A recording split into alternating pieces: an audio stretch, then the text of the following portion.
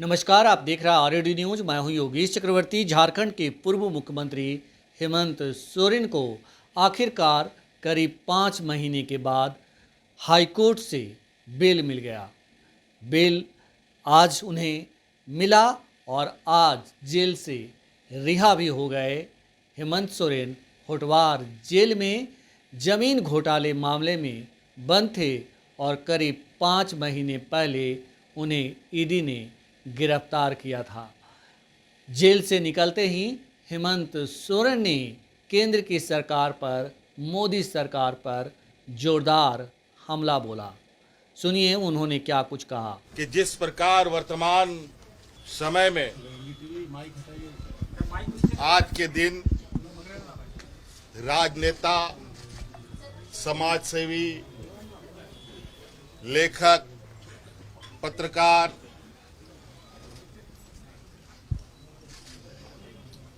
जैसे लोग बड़े सुनियोजित तरीके से उनकी आवाजों को बंद करने का प्रयास किया जा रहा है, ये भी पूरे देश में छुपा नहीं है। और न्याय पाने में जो वक्त लगता है, वो वक्त सामान्य वक्तों से महत्वपूर्ण वक्त होते हैं। उन वक्तों को बड़े सुनियोजित तरीके से वर्तमान वक्त में लोगों के लिए मुसीबत खड़ी कर रही है। एक झूठे मनगढ़ंत कहानी गढ़कर मुझे 5 महीनों तक जेलों के अंदर रखा गया। इसी प्रकार आप देख रहे होंगे देश के अलग अलग हिस्सों में कहीं पत्रकार बंद है, कहीं सरकार के विरुद्ध आवाज उठाने वाले लोग और उनकी आवाज को कुचलने का काम किया जा रहा है। दिल्ली में मुख्यमंत्री जेल में बंद हैं, कई एक मंत्री रहते हुए लोगों को जेल में डाल दिया जा रहा है और न्याय की प्रक्रिया इतनी लंबी हो रही है कि दिन महीने नहीं वर्षों लग रहे हैं। आज मुझे लगता है ये एक संदेश है, राज्य के लिए नहीं पूरे देश के लिए, कि किस तरीके से हमारे विरुद्ध षड्यंत्र रचा गया है। अभी कानून के जो आदेश हैं वो आपके सामने आपको देखने को मिलेगा और किन बातों को उसमें उद्धृत किया गया है वो भी आपको देखने को मिलेगा। मैं अपनी जबान से कहना नहीं चाहता, इसलिए मुझे लगता है जो भी न्यायालय के आदेश हैं उस न्यायालय के आदेश को आप लोग बेहतर तरीके से आकलन करें। तो सुना है आपने हेमंत सोरेन मोदी सरकार पर किस तरह खफा हैं। हम आपको बता दें कि हेमंत सोरेन को बेल देने के दौरान कोर्ट ने जो कुछ कहा वो भी हैरान कर देने वाला है। कोर्ट ने कहा है कि प्राइमरी फेसा इनके खिलाफ कोई ऐसा सबूत नहीं मिलता जिससे ये साबित हो कि उन्होंने कोई घोटाला किया है। हमारे साथ वरिष्ठ पत्रकार संतोष जी हैं, आइए उनसे समझते हैं कि क्या हेमंत सोरेन को एक राजनीतिक साजिश के तहत जेल में डाला गया या ईडी के पास सचमुच सबूत थे और हाईकोर्ट ने उसे माना नहीं। संतोष जी, जिस तरह से 5 महीने के बाद हेमंत सोरेन बाहर आ गए, कैसे देखते हैं आप? देखिए, मुझे लगता है कि हमारे देश के कानून में अंग्रेज़ों के ज़माने का कानून है वही चला आ रहा है। बीच में इसमें बदलाव कुछ लाए गए, लेकिन अभी भी वही ढाक के 3 पात हैं। मतलब मुझे लगता है कि कानून में व्यापक गहन समीक्षा की ज़रूरत है और बदलाव की ज़रूरत है। किसी भी व्यक्ति को जेल में डाल देना और पता चला कि साल भर बाद 2 साल बाद वो बेकसूर साबित होते हैं, तो उनका 2 साल वो कौन लौटाएगा? 2 साल उन्होंने जो जिल्लत झेली, उनके परिजन जो जिल्लत झेलते हैं, उसे कौन लौटाएगा? भाई आम थानेदार किसी को भी शक के आधार पर जेल में डाल देता है। हाँ, शक के आधार पर आप रिमांड आप लीजिए, पूछताछ करने के लिए रखिए, 5 दिन रखिए, 7 दिन रखिए, फिर उसको ये कोर्ट जेल में रखने की क्या ज़रूरत है किसी को भी, जब तक दोषी साबित नहीं हो जाए। हाँ, कोई ऐसा है जो कि भगोड़ा है, जिसका कोई गारंटर नहीं है, उसको आप रख सकते हैं। आज स्थिति हमारे देश की है कि लाखों बेकसूर लोग जेल में बंद हैं, जिनके पास पैसा नहीं है बेल कराने के लिए, और बाद में जब भी 15 अगस्त 26 जनवरी को होता है तो ये बेकसूर है सबको छोड़ दिया जाता है।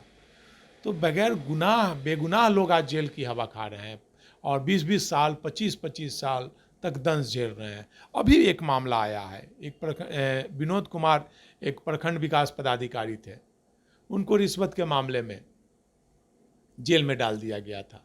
उसके बाद वो सस्पेंड रहे और 25 वर्ष से ज़्यादा तक वो सस्पेंड रहे हैं, जेल में रहे, केस लड़ते रहे। अब जाकर उनको बरी किया गया। जब रिटायरमेंट का एज आया तो वो और उनके परिजन जिल्लत झेलते रहे। एक विकास चंद्र थे, विकास चंद्र तारामंडल के डायरेक्टर थे, उनको झूठा रिश्वत के मामले में उनको भी जेल में डाल दिया गया। हाई कोर्ट ने उनको बरी किया, फिर सुप्रीम कोर्ट में वो खुद लड़े केस और बरी हुए, और उसके बाद फिर वो नौकरी की। तो भाई जो वो 6 महीना साल भर लोग जेल में रहते हैं तो वो जिल्लत के बाद बरी होते हैं, तो कौन? तो ये जेल भेजना एक पॉलिटिकल एजेंडा बन गया है। सभी राजनीतिक पार्टियां, चाहे कोई भी हो, चाहे पुलिस महकमा हो, चाहे नौकरशाह हो, मतलब आपसी द्वेष रंजिश के कारण छोटे स्तर पर थानेदार, प्रखंड प्रमुख, एमएलए, एमपी, ये लोग फंसा कर जेल भेजते हैं, बाद में बड़ी हो जाते हैं। बड़े स्तर पर भाई मुख्यमंत्री लोगों को फंसा कर जेल भेजते हैं, प्रधानमंत्री लोगों को फंसा कर जेल भेजते हैं। और चूंकि उनके पास साधन है, जैसे भारत सरकार के पास साधन है, सीबीआई, ईडी, इनकम टैक्स, तो इस मामले में इन सब के माध्यम से किसी को भी परेशान किया जा सकता है। और जो आरोप लग रहे हैं कि किया जा रहा है, देश भर में जो भी राजनीतिक दल हैं, जो भी विरोधी दल हैं, उनको परेशान किया जा रहा है भाई, सीबीआई और ईडी के माध्यम से जेल में डाल दिया जा रहा है। और भाई मुख्यमंत्री को आप जेल में डाल रहे हैं, मुख्यमंत्री भागकर कहाँ जाएंगे? आपने हेमंत सोरेन को 5 महीना जेल में रखा, दिल्ली के मुख्यमंत्री अरविंद केजरीवाल को आप जेल में डाले हुए हैं, संजय सिंह को जेल में डाले हुए थे, मनीष सिसोदिया को जेल में डाले हुए हैं। अरे भाई वो भाग रहे हैं क्या? उनसे पूछताछ कीजिए, उनको बाहर रखिए। आज पता चला कि साल भर बाद वो बेकसूर होंगे, तो उनके गुनाहगार कौन सजा देगा? वो उनका परिवार जो जिल्लत झेल रहा है, आज अरविंद केजरीवाल के परिवार जो जिल्लत झेल रहे हैं, अगर दोषी हैं, सजा होने के बाद उनको जेल भेजिए। ये कौन सा कानून है कि किसी को भी शक के आधार पर आप जेल में डाल दीजिएगा, फिर 6 महीना बाद बेल क्यों? अगर वो दोषी है तो बेल क्यों?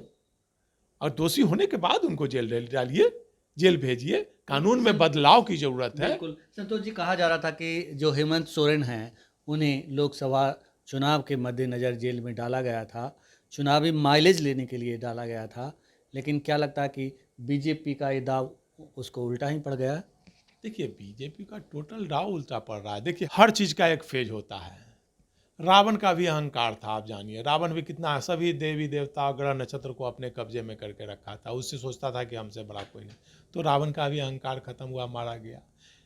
अभी जो सरकार है उसका भी बहुत अहंकार था भाई कि हमसे बड़ा कोई नहीं, किसी को जेल में डाल देना, किसी को फंसा, कुछ भी कर देना। अरे भाई दोषी हो तब आप जेल डालिए, दोषी सजा हो जाए जेल में डाल दीजिए ना भाई।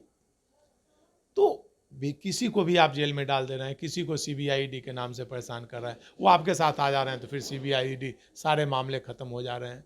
तो ये गलत है, ये एकदम गलत है।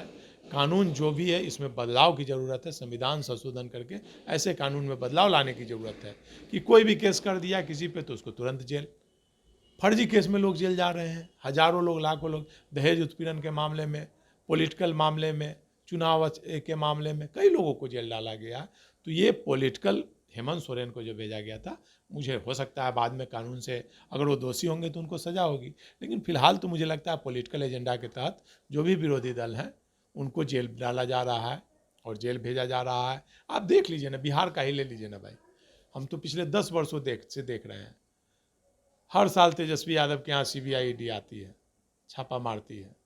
अरे भाई अगर तेजस्वी यादव दोषी हैं तो पिछले 10 साल से आप CBI ED भेज रहे हैं, छापा मरवा रहे हैं, तो उनको जेल क्यों नहीं, सजा क्यों नहीं हो रही है उनको?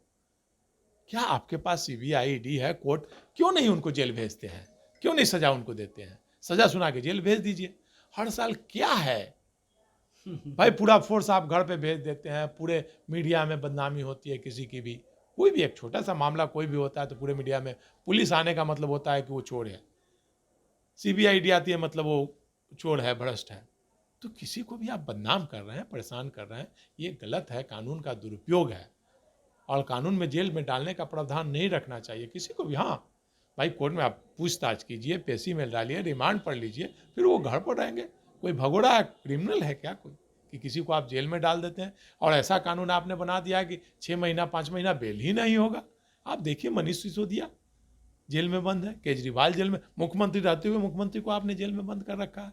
जी जी, ये गलत है। अरविंद केजरीवाल पर तो CBI भी अब उनके साथ खड़ी हो बोला ना, CBI ED सब पद का दुरुपयोग करा करके ये कानून, बोला ना, पॉलिटिकल एजेंडा चला रहे हैं लोग। जी जी, पॉलिटिकल माइलेज लेने के लिए पॉलिटिकल एजेंडा के तहत पॉलिटिकल लोगों को गिरफ्तार किया जा रहा है, उन्हें बदनाम किया जा रहा है, छवि खराब की जा रही है। ये एक पॉलिटिकल एजेंडा है टोटल। संतोष जी, आपको लगता है कि जो झारखंड हाई कोर्ट ने हेमंत सोरेन को बेल देते हुए प्रतिक्रिया दी है, जो कहा है, उसका असर आने वाले झारखंड के विधानसभा चुनाव पर भी पड़ेगा? निश्चित तौर पर पड़ेगा। किसी बेकसूर को आप फंसाइएगा तो निश्चित तौर पर उसका असर तो पड़ेगा ही। चुनाव में लोगों को सहानुभूति होगी कि देखो बेकसूर को फंसाया जा रहा है, निश्चित तौर पर सहानुभूति मिलेगी उनको, और दोषी होंगे तो उनका नुकसान होगा। तो जन पब्लिक है, सब जानती है। आप देखिए ना भाई, यूपी में राम मंदिर अयोध्या, सारा ध्यान भटकाने के लिए आनंद फानंद में राम मंदिर का उद्घाटन कर दिए कि राम को लाए हैं, उसको लाएंगे, एक एजेंडा चला दिया गया 400 सीट। कहाँ यूपी में, अयोध्या तक में जनता ने उनको हरा दिया। तो आप गलत कीजिएगा कितने दिन, काठ की हांडी बार बार नहीं चढ़ती, झूठ की खेती कितना दिन कीजिएगा? तो पब्लिक सब जानती है। पब्लिक ने अभी आपको एक चेतावनी दी है, नहीं सुधरिएगा तो पूरी तरह से साफ कर देगी पब्लिक। तो पब्लिक PM मोदी को एक चेतावनी दी है कि झूठ का फसल उगाना छोड़ें, वरना खरपतवार की तरह आपको उखाड़ कर फेंक दिया जाएगा। और जिस तरह से हेमंत सोरेन को जमानत के दौरान झारखंड हाई कोर्ट ने प्रतिक्रिया दी है, निश्चित तौर पर उसका असर आने वाले विधानसभा चुनाव पर पड़ना भी तय है। फिलहाल इतना ही। आप हमें फेसबुक पर फॉलो करें, यूट्यूब पर सब्सक्राइब करें, लाइक करें, शेयर करें और कमेंट कर अपना महत्वपूर्ण सुझाव और विचार जरूर दें। धन्यवाद।